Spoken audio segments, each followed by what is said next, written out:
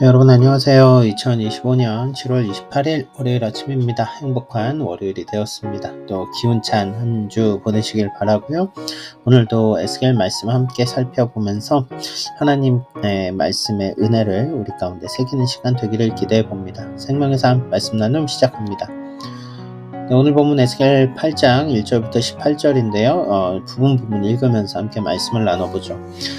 내가 보니 불같은 형상이 있더라. 그 허리 아래의 모양은 불 같고 허리 위에는 광채가 나서 단쇠 같은데 그가 손 같은 것을 펴서 내 머리털 한 모숨을 잡으며 주의 영이 나를 들어 천지 사이로 올리시고 하나님의 환상 가운데서 나를 이끌어 예루살렘으로 가서 안뜰로 들어가는 북향한 문에 이르시니 거기에는 질투의 우상 곧 질투를 일어나게 하는 우상의 자리가 있는 곳이라.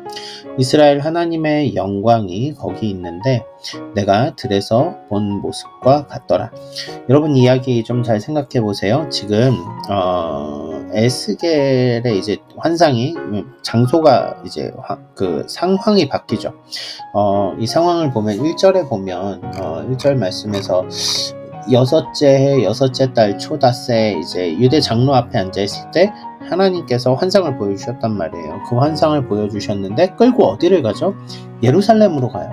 여러분 지금 바벨론의 포로로 잡혀 있잖아요. 그런데 하나님의 환상 가운데 예루살렘을 보여주시는 거예요.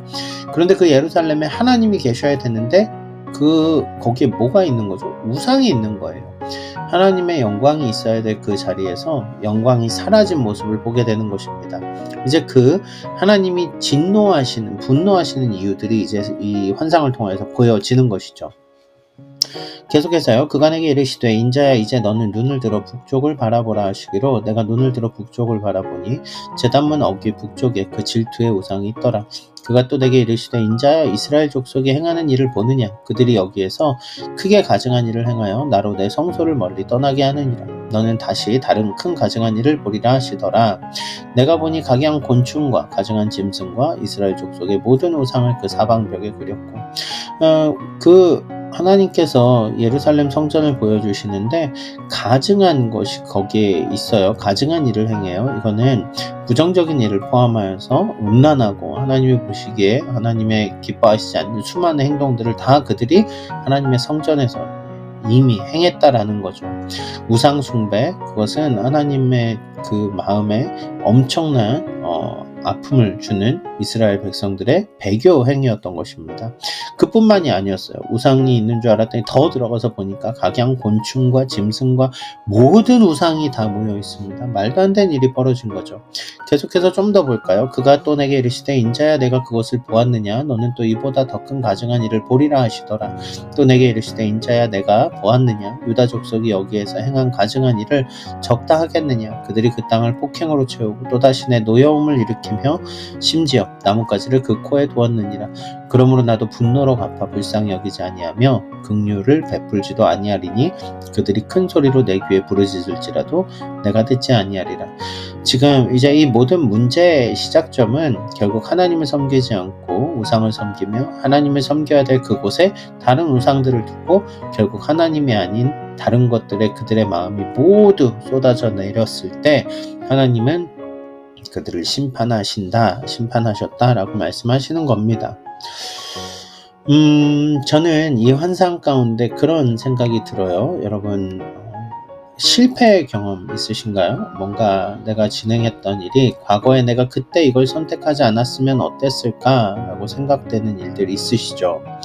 만약 타임머신이 있다면 돌아가서 그때 내가 그러지 않았을 걸 이렇게 하면서 우리가 후회하기도 합니다.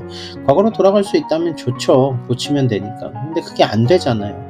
지금 이스라엘의 죄악도 마찬가지 아닙니까? 그들의 죄악의 모습들, 과거의 모습을 뜯어고칠 수는 없습니다.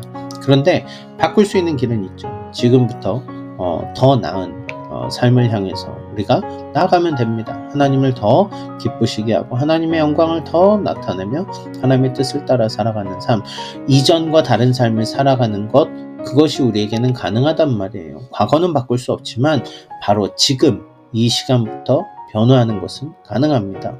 하나님의 메시지 가운데 저는 그걸 보는 거예요. 오늘 우리의 과거의 죄악된 모습, 과거의 그 어떠한 모습에 사로잡혀 있지 않고 이제 변화의 길을 나아가는 오늘 하루를 살았으면 좋겠습니다.